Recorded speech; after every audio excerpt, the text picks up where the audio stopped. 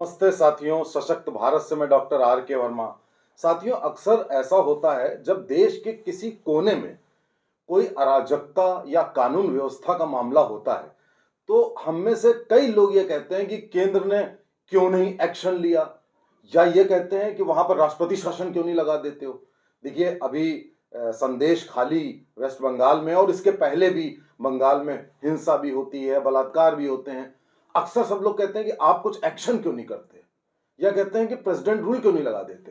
पंजाब में देखिए, ये किसान आंदोलन चल रहा है, उसमें भी लोग कहते हैं कि आप प्रेसिडेंट रूल लगा दीजिए, आप एक्शन क्यों नहीं लेते। इसके पहले राजस्थान में जब हमारी सरकार नहीं थी, तब भी यही बात होती थी कि आप एक्शन क्यों नहीं लेते। तो साथियों, मैं आपको इस वीडियो के माध्यम से ये बताना चाहता हूं कि केंद्र एक्शन नहीं ले पाता है, इसके पीछे एक संवैधानिक मजबूरी होती है, और उस मजबूरी को हटाने के लिए या तो वहां पर राष्ट्रपति शासन लगाया जाए या चुपचाप केंद्र बैठा रहे, और इसके अलावा कोई चारा नहीं होता है। तो आपने अभी देखा होगा, किसान आंदोलन भी चल रहा है। प्रधानमंत्री पंजाब में एक बार गए थे, और बड़ा दुर्भाग्य था कि पंजाब की पूरी पुलिस ने उस समय धोखा दे दिया था। प्रधानमंत्री जी एक पुल पर, ब्रिज पर स्ट्रैंडेड खड़े रहे थे, और किसी को कानो कान खबर नहीं थी, और मोदी जी को यह कहना पड़ा कि मैं बच के आया हूं।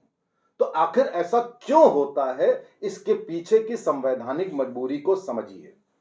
संविधान में एक 7th शेड्यूल होता है। शेड्यूल का मतलब आप समझिए 7वां अध्याय, चैप्टर।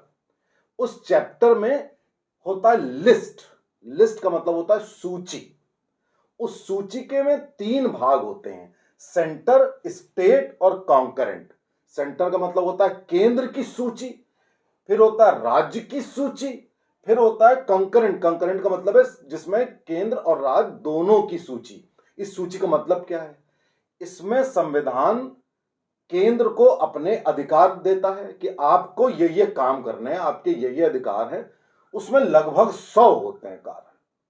उसमें मैं डिटेल में नहीं जाता कि कौन कौन से 100 होते हैं, लेकिन आप मोटा मोटा समझ लीजिए कि जैसे डिफेंस है, युद्ध है, वॉर है, डिफेंस है, बहुत सारी चीजें हैं, उसमें केंद्र की ही से होती है। उसके बाद होते हैं राज्य।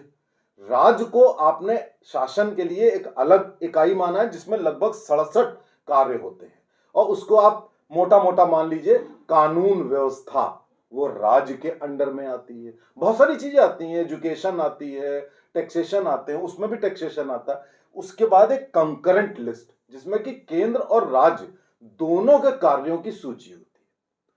उसमें जैसे कि टैक्सेशन है, भाई सेंटर भी अपना टैक्स लगाता है, स्टेट भी अपना टैक्स लगाता है। उसमें लगभग 45 विभाग ऐसे हैं जिनमें दोनों की से होती है। अब क्या है कि संविधान ने ये तीनों कर रखे हैं, और जुडिशरी को उसी के अनुसार काम करना है। तो अब अगर किसी देश के किसी कोने में कोई ऐसी वारदात होती है जो मानवता की दृष्टि से, देश की दृष्टि से बहुत खराब है, तब भी आपने देखा होगा केंद्र को चुपचाप बैठना पड़ता है, कुछ कर नहीं सकते। क्यों?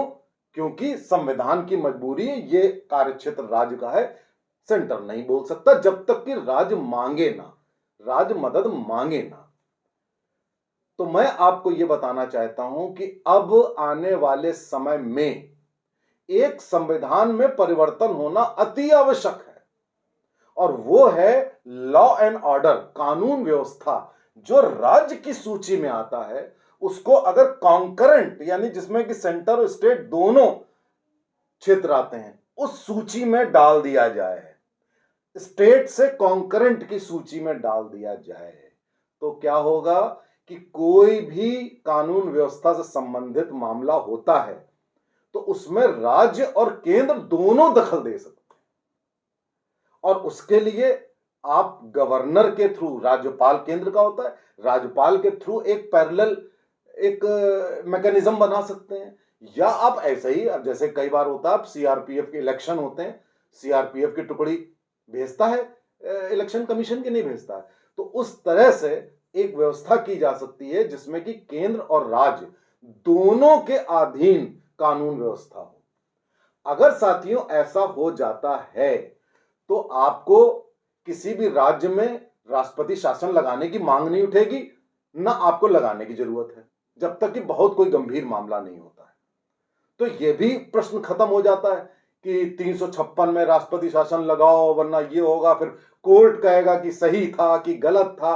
मार तमाम पेचीदगियां हैं, उनको हटा करके अगर केवल इतना सा परिवर्तन कर दिया जाए कि कानून व्यवस्था को राज्य की सूची से हटाकर कॉन्करेंट यानी दोनों केंद्र और राज्य की सूची में डाल दिया जाए, तो बेरोक टोक के किसी राज्य में संदेश खाली जैसा मामला हो जाता है, या जैसे कि प्रधानमंत्री की सुरक्षा में कोई समस्या हुई थी, कोई बड़ी बात हो जाती है, या जो बॉर्डर स्टेट हैं वहां पर कोई गड़बड़ी हो जाती है कि राज्य सरकार घुसपैठियों को घुसा रही है, तो केंद्र अविलंब कार्रवाई कर सकता है। कार्रवाई वो वहां जा करके कानून व्यवस्था संबंधी कार्रवाई भी कर सकता है। उससे एक बात और होगी कि जितनी स्टेट मशीनरी के पुलिस अधिकारी हैं जो अदरवाइज राज्य की तरफ बोलते हैं, उनको यह डर रहेगा कि केंद्र भी बैठा हुआ है। तो केंद्र और राज्य, देखिए एम्प्लॉय करता है केंद्र आईपीएस अफसरों को, लेकिन राज्य के अधीन होते हैं वो। तो वो अक्सर आप देखिए ममता बनर्जी के मामले में 2-3 साल पहले ऐसा हुआ था कि एक डीजीपी ने बहुत आंखें दिखाई थी केंद्र को और केंद्र कुछ नहीं कर पाया। तो ये जो फिनोमेना होता है ये अविलंब खत्म हो जाएगा, क्योंकि जब तक केंद्र मजबूत नहीं होगा देश में, तब तक राज्य अलग थलग होंगे, ऑटोनॉमी होगी, घुसपैठ होगी, कानून व्यवस्था गड़बड़ होगी। और जिस दिन law and order concurrent list में आ जाता है तो साथियों बहुत सारी जो लीगल फॉर्मेलिटीज हैं वो खत्म हो जाएंगी और एक जैसा कानून पूरे देश में छा सकता है। केंद्र और राज्य दोनों की मदद हम आप ले सकते हैं। ऐसे क्या होता है कि हम राज्य के अधीन है, राज्य हमारी बात नहीं सुन रहा, तो हम केंद्र से गुहार लगा सकते हैं। तो ये छोटा सा परिवर्तन, ये हमें और आपको सरकार को के ऊपर दबाव डलवाना है कि कम से कम इसको आप कॉन्करेंट लिस्ट में कर दें, तो देश में कहीं ज्यादा अमन चैन हो सकता है और एक अच्छा अहिंसक वातावरण पैदा हो सकता है। मेरे ख्याल से इस वीडियो के जरिए आप ये बात समझ गए होंगे। नमस्ते, जय हिंद।